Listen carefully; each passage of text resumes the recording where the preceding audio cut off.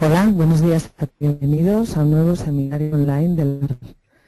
El seminario de hoy, métodos avanzados para determinar la capacidad de campo del suelo, lo presenta nuestra compañera Mireia Intanet. Si tenéis cualquier tipo de pregunta o consulta, podéis enviarla a través del visor lateral. Nosotros agruparemos estas preguntas, las responderemos y las haremos llegar a través de un correo electrónico. Además, si estáis interesados, podéis suscribiros a los boletines correspondientes a nuestros blogs y nos podéis encontrar en la página web www.lab-ferrer.com, en el blog .listro.com, que es el que os he comentado, que podéis suscribir a las newsletters, y también podéis poner con nosotros la dirección de correo electrónico info@lab-ferrer.com. Ya os dejo con Mireia. Hola, buenos días, yo soy Mireia, que soy hidrogeóloga. Aquí tenéis mi email, como bien ha dicho Gemma. Si tenéis alguna duda o consulta, pues me podéis mandar un mail y bueno, vamos a contestar. Vamos a ver un poco los temas que vamos a tratar en este webinar. Y bueno, primero vamos a hacer un poco de definición para comentar lo que es capacidad de campo, y vamos a ver un poco de teoría de cómo se mueve el agua en el suelo. Entonces vamos a seguir cómo podemos determinar capacidad de campo en campo, cómo la podemos determinar en el laboratorio, y también cómo podemos determinarla con datos texturales, que son las funciones de dafotransferencia. Después vamos a seguir comentando la curva de conductividad hidráulica y cómo podemos determinar capacidad de campo con ella. Finalmente vamos a comparar un poco los datos, comparando datos de capacidad de campo con los diversos métodos. Si empezamos, bueno, comentar un poco el por qué hemos decidido realizar este seminario. Por la lista de inscritos he visto que, bueno, la gran mayoría sois agrónomos y hidrogeólogos. Bueno, pues comentar que, bueno, como ya sabéis, capacidad de campo es un parámetro hidráulico muy importante, y al ser tan importante hay que estar bien determinado y bien ajustado. Y para hacerlo, bueno, existe, como ya sabéis, una problemática para determinarlo. Muchas veces se estima capacidad de campo con bibliografía, o se dice a partir de la curva de retención de humedad, bueno, pues voy a ver a menos 33 kilopascales qué contenido en humedad tengo y esto es mi capacidad de campo. Bueno, pues vamos a ver en este seminario que esto no es del todo correcto. Son estimaciones que no están mal, pero a veces no se ajusta a la realidad que es. Si empezamos con definir lo que es capacidad de campo, pues bueno, es cuando se satura el suelo y este suelo ha finalizado de drenar todo el agua que contenía en los macroporos, y el agua se encuentra en los capilares del suelo. Entonces, ya hemos comentado en varios seminarios que los estados energéticos del agua en el suelo a lo largo de la curva de retención, pues pasa por distintos estados energéticos. El estado gravitacional, que es cuando el agua se encuentra en los macroporos. El agua capilar, que el agua se encuentra en los capilares, y el agua higroscópica. Entonces, capacidad de campo es cuando el suelo ha terminado de drenar y empezamos lo que sería el estado energético capilar. ¿Para qué nos puede servir capacidad de campo? Pues por infinitas cosas. Para determinar el agua disponible para las plantas, gestión del riego, balances de suelo, y también para simulaciones de situaciones concretas. Por ejemplo, si utilizamos el Hydrus, no solamente tenemos que introducir capacidad de campo, necesitamos introducir toda la curva de retención, por ejemplo, toda la ecuación. O, por ejemplo, con Leach o Cropsys, pues solo tenemos que introducir capacidad de campo y punto de marchitez. En función del programa que utilizamos, pues es una cosa u otra, pero capacidad de campos se necesita. Entonces, vamos a ver un poco de teoría y vamos a ver cómo se mueve el agua en el suelo. Hay que diferenciar el agua gravitacional y agua capilar. Entonces, cuando estamos, ya he dicho, en agua gravitacional es cuando estamos saturados y el agua de los macroporos está los macroporos se están vaciando de agua y el suelo está drenando. Entonces, si pasamos a agua capilar, el suelo ya ha terminado de drenar y el agua está en los capilares. Entonces, es cuando empezamos capacidad de campo. Esta parte de aquí ya lo hemos presentado, este gráfico de aquí ya lo hemos presentado en otros seminarios y hay 3 curvas de retención en función de la textura del suelo. Tenemos suelo arenoso, franco o arcilloso y tenemos el estado energético gravitacional, el capilar y el higroscópico. Es en esta parte de aquí donde tendríamos capacidad de campo, cuando el suelo ya ha terminado de drenar y empezamos el estado energético capilar. Entonces, el agua en el suelo se va a mover de una forma u otra en función de la textura de nuestro suelo y de la estructura. Entonces, si empezamos por la textura, en un suelo pues podemos tener distintas medidas de grano. Tenemos granos tenemos de medida de arena, limo y arcilloso. Entonces, si tenemos un suelo arenoso, lo que nos va a predominar van a ser los macroporos. Entonces, si nos predominan los macroporos, nosotros vamos a llegar a capacidad de campo antes, a una succión más pequeña, porque si nos predominan los macroporos, nos predomina el flujo gravitacional. Y si por lo contrario tenemos un suelo arcilloso, pues necesitamos aplicar más succión, nos va a costar más llegar a capacidad de campo porque en un suelo arcilloso hay más microporos que macroporos. Entonces el flujo gravitacional no predomina, sino que predomina el flujo capilar. Esto lo tenemos que tener en cuenta y también hay que tener en cuenta la estructura de nuestro suelo. Nosotros podemos tener un suelo arcilloso y que puede ser granular, prismático, estratificado o subangular, por ejemplo. Y por ejemplo, de un prismático a un granular la textura puede ser la misma, pero la estructura ya es totalmente distinta. Y si la estructura es totalmente distinta, el flujo de agua también va a ser distinto. Y entonces, si el flujo de agua es distinto, los parámetros hidráulicos también nos van a cambiar muchísimo. Entonces, es muy importante tener en cuenta la textura, pero también la estructura del suelo. Si empezamos, ¿cómo vamos a las determinaciones de capacidad de campo? Si la queremos determinar en campo, pues tenemos, por ejemplo, una parcela de cultivo y tenemos que saturar, una parte de nuestro suelo. Y tenemos que monitorizar cómo va a evolucionar el agua en nuestro suelo. Entonces, podemos saturar el suelo y colocar unas sondas de humedad para tener bien monitorizado la humedad en el suelo. Porque a veces se nos dice, capacidad de campo es cuando se satura el suelo y al cabo de 2 días hay que medir el contenido en agua del suelo. Vale. Si nosotros tenemos un suelo arenoso, si nosotros saturamos el suelo y vamos al cabo de 2 días, ya no estamos en capacidad de campo. ¿Por qué? Porque en un suelo arenoso nos predominan los macroporos y el suelo enseguida nos va a drenar esta agua.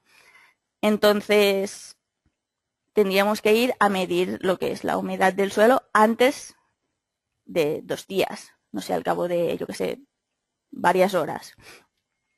Al contrario, si tenemos un suelo arcilloso, a lo mejor sí que podemos ir al cabo de 2 días y medir el contenido en agua.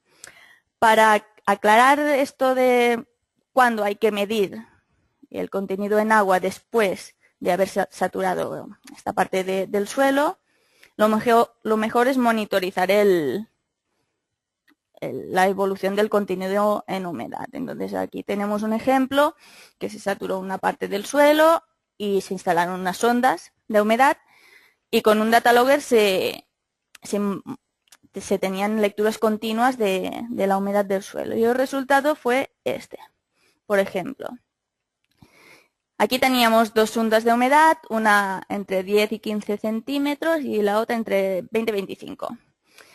Y al empezar, el suelo estaba seco al 18% en contenido en agua, más o menos. Aquí este pico representa que nosotros saturamos el suelo y dejamos que el suelo drenase toda el agua que había en los macroporos. Entonces, cuando la humedad del suelo se estabilizó, quería decir que nosotros ya habíamos llegado en capacidad de campo. Y como que dejamos secar más el suelo, pues bueno, ya teníamos la parte del punto de marchitez permanente. Claro, nosotros esto lo hemos conseguido porque hemos monitorizado toda la evolución del contenido en agua de suelo. Si nosotros a lo mejor hubiésemos saturado el suelo sin haberlo monitorizado, a lo mejor si hubiéramos medido el contenido en agua en esta parte de aquí o en esta parte de aquí o a lo mejor en esta parte de aquí, no se sabe, pero si se tiene toda la gráfica en continuo, pues se puede valorar mejor. Y una cosa que se tiene que tener en las determinaciones de capacidad de campo en el mismo campo es que es el efecto capa. Por ejemplo, aquí tenemos la evolución de un bulbo de humectación en un suelo arenoso y después hay una capita de arcilla. ¿Qué puede pasar? Si nosotros empezamos con un gotero, por ejemplo, a regar, el bulbo de humectación se va expandiendo hasta que llega en profundidad a la capa de arcilla. Como que hay una descontinuidad, esto lo que puede hacer es que el frente de humectación no sobrepase esta capa de arcilla. Si no sobrepasa esta capa de arcilla, lo que puede pasar es que el contenido en humedad en esta parte de aquí, en la parte baja del bulbo de humectación, pues sea más alta que lo que es capacidad de campo. Entonces, si nosotros monitorizamos esta parte del bulbo de humectación y tenemos una capa de discontinuidad, tenemos que tener en cuenta que tenemos que dejar pasar el frente de humectación que sobrepase esta capa de arcilla, porque si no vamos a determinar una capacidad de campo, un contenido en agua mucho más alto de lo que realmente sería. Entonces hay que tener un poco en cuenta el efecto capa en las determinaciones en campo. Si no hay muchas discontinuidades en el suelo, se puede determinar capacidad de campo con sondas de humedad perfectamente, no tiene que tener mucho problema. Si nos vamos a las determinaciones en el laboratorio, tenemos las placas de presión, que son las más usadas, creo, y las mesas de tensión. ¿Qué pasa? Nos vamos a centrar en las placas de presión, que a lo mejor son las más conocidas. Las placas de presión consisten en unos anillos, se tiene que tamizar la muestra, lo que quiere decir que perdemos parte de la textura y toda la estructura. Entonces la estructura ya la estamos desestimando. Cuando tenemos estos anillos con la muestra, se tiene que saturar y se pone dentro de las placas de presión. Entonces, tenemos que decidir a qué succión qué succión tenemos capacidad de campo. Normalmente por convenio se dice que capacidad de campo está a menos 33 kilopascales de succión. Esto es por convenio. Pero ¿qué pasa? En un suelo arcilloso a lo mejor más o menos va a ser un suelo, la succión va a ser a 33 kilopascales, pero en un suelo arenoso la succión puede ser muy propera a 10 kilopascales. Entonces, hay que decidir a qué succión vamos a determinar capacidad de campo. Y si vamos a ciegas, pues a lo mejor determinamos capacidad de campo a menos 33 kilopascales y a lo mejor capacidad de campo está a 7 kilopascales. Entonces, aquí tenemos una diferencia importante. ¿Y qué pasa? Al decidir dónde vamos a determinar capacidad de campo, a qué succión, si tampoco la conocemos del cierto, quiere decir que vamos a hacer una estimación de la capacidad de campo. Entonces, esta determinación en laboratorio está muy bien para hacer estimaciones. Y finalmente, si nos vamos en las determinaciones de funciones de edafotransferencia, ¿qué quieren decir? Las funciones de edafotransferencia, aquí tengo puestos dos modelos. Hay el modelo de Saxton o el modelo Rosetta. Estos dos modelos lo que hacen es tener en cuenta solo la textura de nuestro suelo y decirnos el valor de capacidad de campo a menos 33 kilopascales. Entonces, para la clasificación de suelos, que hay 12 tipos de suelo, a todos se les dice a menos 33 kilopascales, a tal textura, dime el contenido volumétrico en agua. Entonces, esto también es una estimación, porque en suelos arenosos la capacidad de campo será más propera a menos 10 kilopascales que a menos 33. Entonces, también es una estimación. Dejando y obviando también que no tiene en cuenta la estructura. Solo le estamos introduciendo a la base de datos contenido en arcilla, limo, arena y materia orgánica. La estructura no aparece en ningún sitio. Entonces es como si nos dejáramos el 50% de la información. Entonces, bueno, comentar, como aquí dice, que hay muchos errores ligados a las determinaciones texturales. Ya veremos después, vamos a poner un ejemplo y veremos que se pueden cometer errores de hasta el 10%.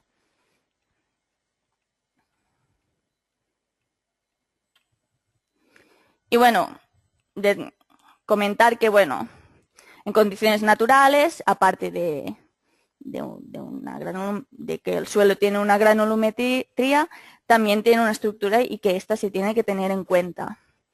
Pero también se tiene que tener en cuenta que si, por ejemplo, tenemos un suelo y este suelo tiene un cambio de uso, por ejemplo, pues esta estructura puede cambiar. Si esta estructura nos cambia, la estructura del suelo nos cambia, puede pasar que los parámetros hidráulicos también cambien. Y esto quiere decir que nuestra capacidad de campo que teníamos, pues ahora a lo mejor tiene otro valor. Entonces es importante tenerlo en mente porque también si determinas un parámetro hidráulico, puede ser que este en un futuro pues sea distinto.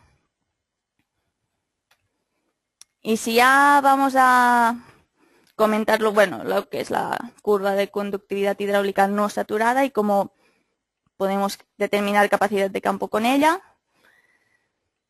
Vamos antes, para entender cómo funciona la curva de conductividad hidráulica, vamos a repasar un poco lo que pasa en el suelo desde que está saturado hasta que se seca. Si nosotros saturamos el suelo, ¿qué pasa? El suelo está saturado y nuestros macroporos están llenos de agua. Entonces, si lo dejamos drenar, este suelo empieza a drenar el agua de los macroporos y pasamos de tener una conductividad hidráulica saturada a una no saturada. Entonces, cuando este drenaje se termina, el valor de la conductividad hidráulica, la pendiente de la curva, cambia bruscamente. En este cambio, en este punto de inflexión, es donde tenemos nuestro valor de capacidad de campo. ¿Por qué? Porque tenemos un valor mucho más alto de conductividad hidráulica, porque nuestros macroporos están drenando, nuestros macroporos se están vaciando de agua, y cuando han terminado de drenar agua, el flujo de agua realmente es muy pequeño porque ya hemos pasado en el punto en el estado energético capilar. Entonces, en este punto es donde se determina capacidad de campo. Y aquí tenemos un ejemplo. Tenemos dos curvas hidráulicas de conductividad hidráulica no saturada y pasamos del punto de saturación y la curva va drenando hasta que llegamos a los puntos de inflexión, que es donde podemos determinar capacidad de campo. Aquí a lo mejor se ve un poco mejor. Estas son tres curvas de una misma muestra, lo único que en cada muestra se le aplicó un tensioactivo que hacía que se mejoraba la infiltración del agua en el suelo. Entonces, se puede ver que la curva azul es la curva control, la roja tenemos una concentración de 0,01 mililitros litro y la otra 0,02 mililitros litro de este tensioactivo. Se puede ver que por una misma conductividad tenemos valores de contenido en agua distintos. Entonces, aquí tendríamos el punto de saturación, el suelo vendría de estar saturado y estaría drenando el agua de los macroporos, y en el punto de inflexión es cuando ya pasamos del estado gravitacional al estado, perdón, del estado gravitacional sí al estado capilar. Entonces, en este punto es donde hemos decidido determinar capacidad de campo.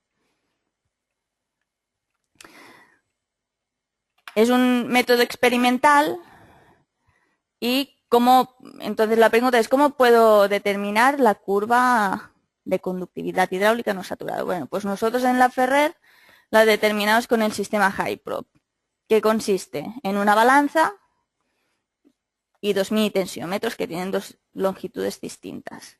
Entonces, la gracia o la ventaja de este sistema es que la muestra es inalterada. Entonces, nuestra muestra va a el sistema Hyprop tiene en cuenta la textura y la estructura de la muestra. Entonces, ya tenemos mucha información. ¿Cómo funciona? Nosotros ponemos nuestra muestra inalterada y saturada encima de los tensiómetros, que la muestra está en un anillo de 250 centímetros cúbicos, y entonces está saturada. La colocamos encima de los tensiómetros y dejamos que el agua de la muestra se vaya evaporando en el laboratorio. Como que tenemos la balanza, podemos registrar la pérdida de peso de la muestra, y los dos tensiómetros miden la evolución de la succión. A medida que se va perdiendo agua, cómo va variando esta succión. Y como que tenemos dos tensiómetros a distintas alturas de la muestra, podemos determinar una diferencia de potencial o de flujo. Entonces, a partir de esta diferencia de potencial se puede determinar la curva de conductividad hidráulica no saturada. Aparte de la curva de conductividad, también nos determina curva de retención de humedad, la conductividad hidráulica saturada, que está ajustada a un modelo, la porosidad y densidad aparente. Y esto sería un ensayo realizado con el Hyprop. Aquí en el tensión cero, sería cuando hemos terminado de colocar la muestra saturada, y los tensiómetros, al estar la muestra saturada, nos dan una succión de 0. Entonces, a medida que la muestra se va saturando, el primer tensiómetro dice, la succión de esta parte de la muestra va aumentando. Entonces, el primer tensiómetro se dispara hacia tensiones más grandes. Y el otro tensiómetro pues tarda un poquito más porque, claro, está más a profundidad de la muestra, pero también se dispara a medida que la muestra se va secando. Entonces, esta diferencia de tensiones o succiones, son tensiones porque están en unidades positivas, pero es realmente succión. Esta diferencia es la que nos ayuda a calcular la conductividad hidráulica no saturada. En esta parte de aquí tendríamos la pérdida de peso. El resultado final nos lo hace el mismo Hyprop con su programa de Hyprop Fit. El resultado sería este. Tendríamos una curva de conductividad hidráulica no saturada con la succión y otra con la conductividad y el contenido volumétrico en agua. Realmente la que nos interesa es esta segunda y la otra pues nos da más información, pero la importante es la segunda, la conductividad con el contenido volumétrico en agua. Si podéis ver la escala que presenta el Hyprop, los datos, es una escala logarítmica. En la succión también es unidades de PF que también son unidades logarítmicas. Entonces, para ver realmente dónde se encuentra el punto de inflexión, aunque aquí se puede intuir un poco, un estaría aquí y el otro estaría aquí, lo que hay que hacer es exportar los datos en Excel y sacar los logaritmos. Y el resultado sería este. Comentar antes, perdón, que bueno, aparte de las dos curvas de conductividad, también hay la curva de retención. Entonces, si hacemos un ensayo con el Hyprop, tenemos muy bien caracterizada la muestra de suelo. Entonces, el resultado de las curvas de conductividad sería esto. Si nos exportamos los archivos en Excel y le sacamos el logaritmo a las escalas de unidades. Entonces, tenemos conductividad con succión y conductividad con contenido volumétrico en agua. Si nos centramos en esta de aquí, podemos ver el suelo nos viene de estar saturado, está drenando agua de los macroporos y cuando termina este drenaje, estamos en capacidad de campo y empieza el estado energético capilar. Si ampliamos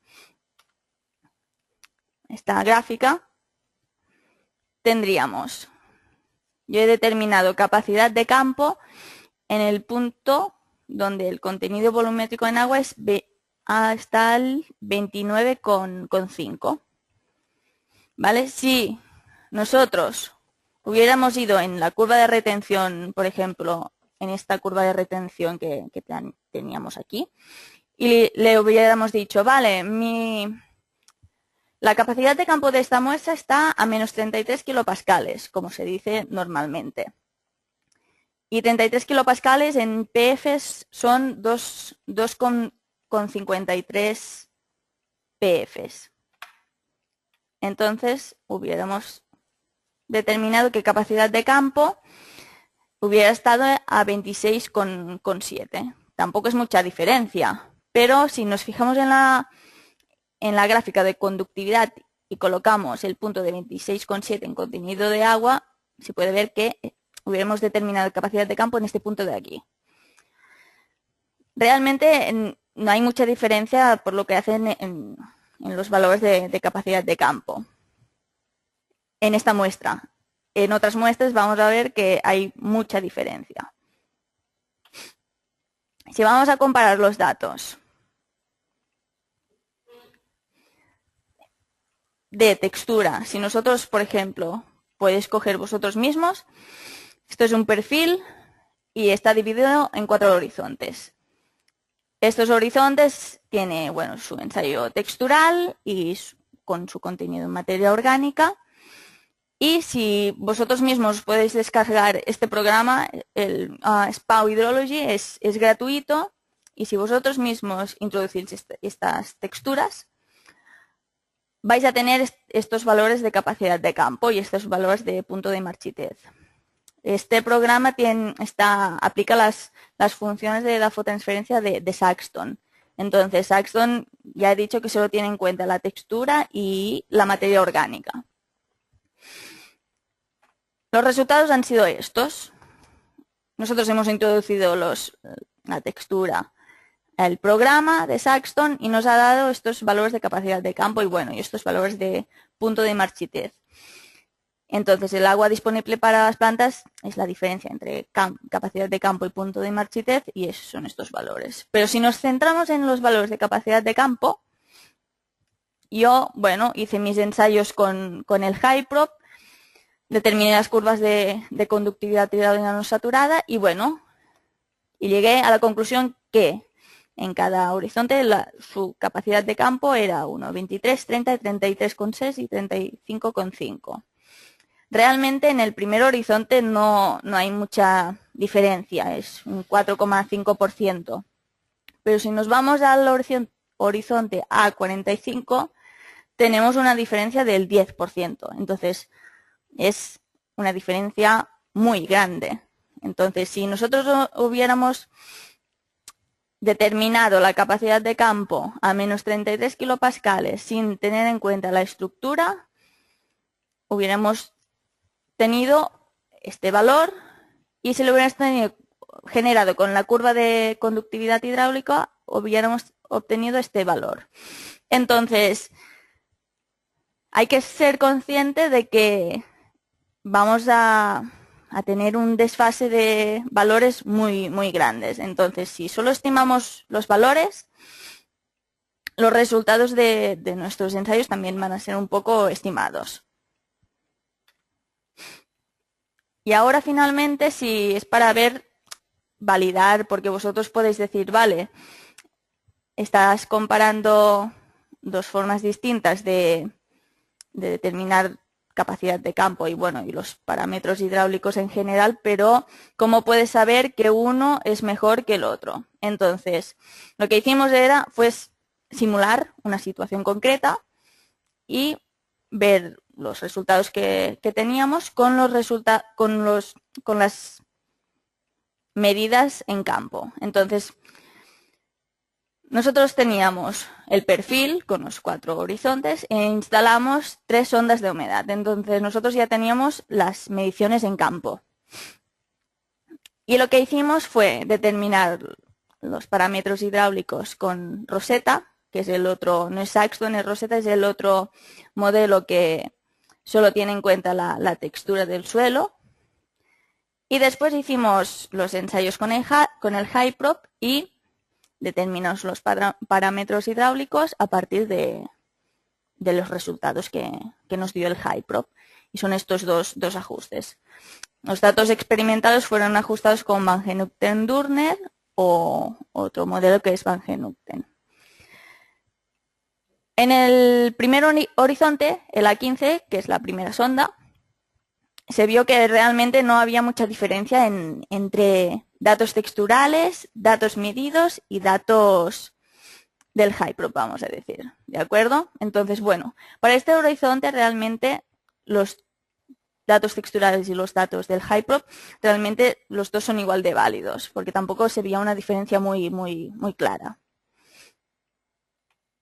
Pero si nos vamos al segundo horizonte, que es la 30, vemos que en azul tenemos los datos texturales, en rojo los datos medidos del sensor y los otros dos los datos simulados que el input era del HYPROP, lo único que estaban ajustados a dos modelos matemáticos distintos, pero los datos de input están extraídos del HYPROP. Entonces aquí se puede ver que realmente los valores texturales es que están desfasados realmente si los comparamos con los datos medidos en campo. Entonces la conclusión también puede ser que bueno, los datos extraídos con el HYPROP son mucho más acurados y precisos y representan mejor el suelo que tengo en el campo. Y también en el horizonte A45 vemos que, bueno, los datos medidos con el HYPROP sí que se nos van un poco de los datos medidos del sensor, pues que realmente los datos texturales se nos van muchísimo más. Entonces, realmente los datos texturales es una estimación. Podemos decir, vale, esto va a ir más o menos por aquí o por allá, pero para realizar según qué simulaciones, según qué determinaciones hay que tener cuidado. Y bueno, como conclusiones finales, decir que bueno, existen varias formas para determinar la capacidad de campo. La determinación que es en campo es, bueno, si se monitoriza toda la evolución de la humedad en suelo, es una buena determinación para decir este contenido en agua es capacidad de campo. Pero hay que tener en cuenta el efecto de las capas subyacentes y remarcar sobre todo que hay que tener una monitorización de la humedad en continuo. Por lo que hace a la determinación en laboratorio con las placas de presión, es una determinación aproximada, al igual que las funciones de la fototransferencia. ¿Por qué?